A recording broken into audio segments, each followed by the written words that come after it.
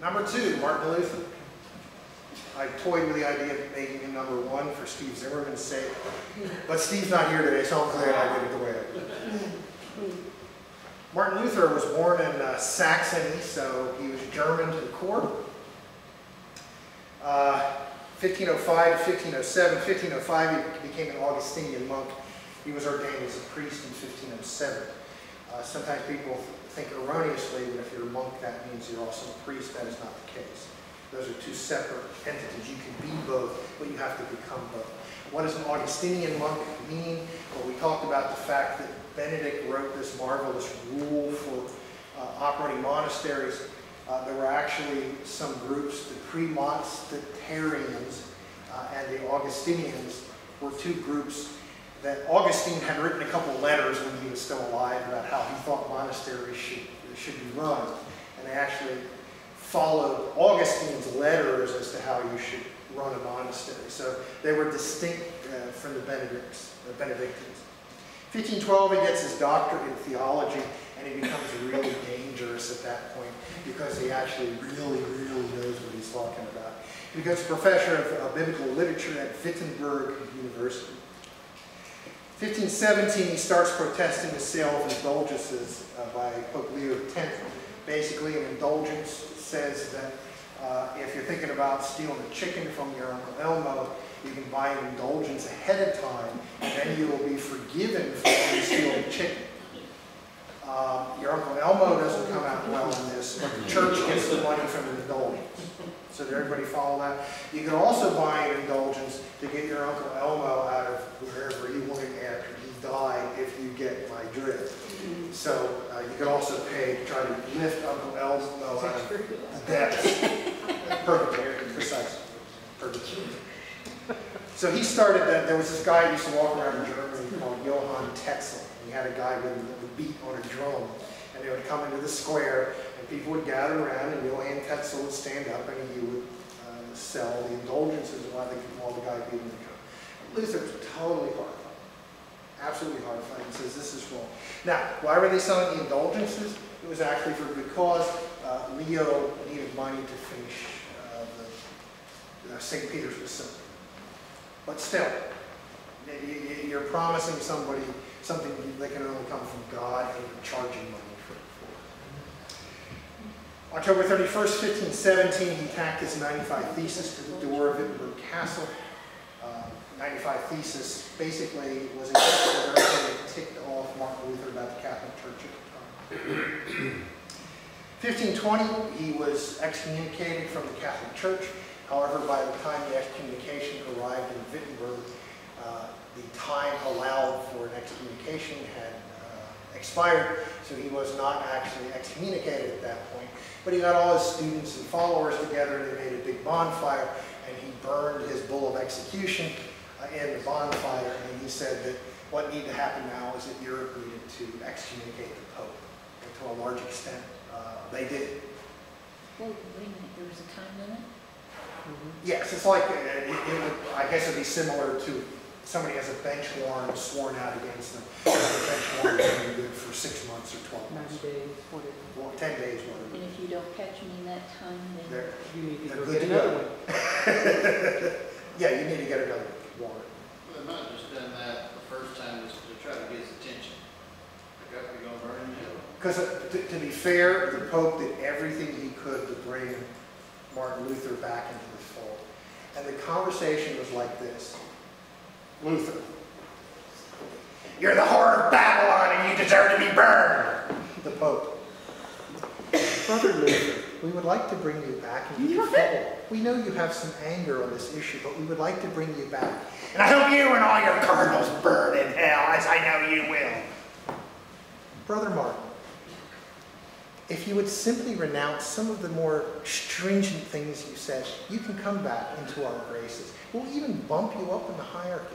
And it kind of went like that. So Leo X really did do whatever he could to try to bring it back. Are any of you watching the Borgias, Yes. the miniseries? Yes. You're watching? Isn't it fabulous? Now, I've only seen season 1. My second favorite pope of all time, after Gregory the Great, is Alexander VI, the Borgia Pope. He was a lot of fun, you gotta say. Yeah, a lot of fun. Bad man, but a lot of fun. Beat the heck out of the French. You have to recommend him for that. 1521, a second bull was issued, and he was indeed excommunicated. April 17, 1521, he was called before the Council of Worms in Germany. It was convened by Charles V, Emperor of the Holy Roman Empire. At that point, Germany had no ruler. There really wasn't a Germany. There was a Saxony, but there wasn't a Germany. And Charles V actually attended this council. That's how important he thought it was.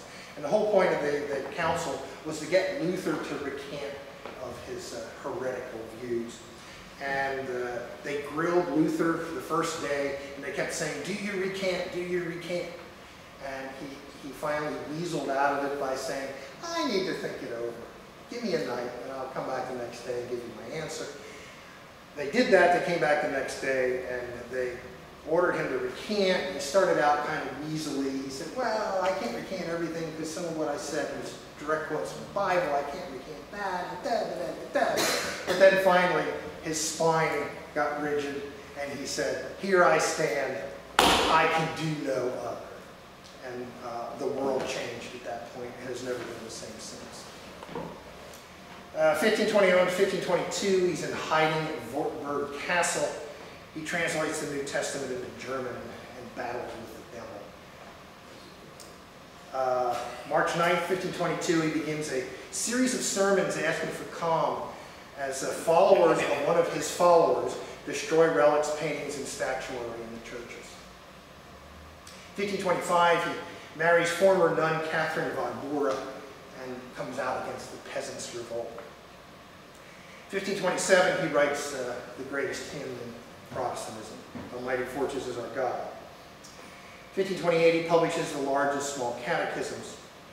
1530, the Augsburg Confession comes out. The German princes all got together in Augsburg and basically codified Luther's theological views. Luther did not attend because he was afraid he would be arrested.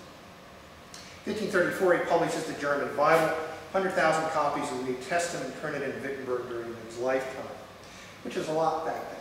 Today, you know, so it's a poor showing by a John Grisham novel. But back then, 100,000 is a lot. 1546, Luther dies. So, was I audacious enough to make him number 2 simply because I like Almighty Fortress is Our God? I think the answer is yes. That is not the reason Luther is number 2. Luther changed everything in terms of church music. What was church music before Luther? Gregorian chant. In nomine Deo Christos. And who sang? The monks. The monk. The monks or a professional paid choir, which actually I support. It's paying the members. Never the congregation. The congregation sat there during the church service, whether it was a monastic church service or it was a cathedral. But either way, the congregation sat there. They were not involved in the service. Luther instituted congregational singing, and he translated the hymns into German so that the people could actually sing them. Because of Luther, a massive democratization of Christian music occurred, and it happened first in Protestantism and shortly after in Roman Catholicism, which is interesting because what Luther's followers used to do, they would get a bunch of singers, and they would start singing, "Almighty Fortress is our God," and they would walk into the middle of a Catholic service singing "A Mighty Fortress is Our God," and then they would turn around and walk out, and half the congregation would get up and follow them. It was brilliant. It was fabulous. Product placement. Pardon? Product placement. Exactly. And because of this, the Catholic Church said, "Well, we have to modernize our music." Does this sound familiar? We have to modernize our music and make it more relevant to the congregation.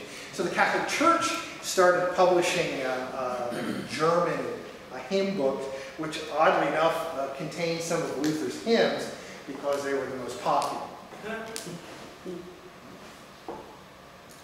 Another big deal, Luther wrote new poetry. Prior to Luther, hymns were the Psalms. Or occasionally they might go crazy and use something like from Revelation, like worthy is the Lamb that was slain. But it was 90% of the time it was the Psalms. Luther wrote new poetry. Prior to Luther, most church-based music was based on the Psalms. He wrote music that talked about key Protestant beliefs like justification by sin, or by faith. 1527, he writes A Mighty Fortress is Our God, which is by far the most famous song to come out of the Reformation.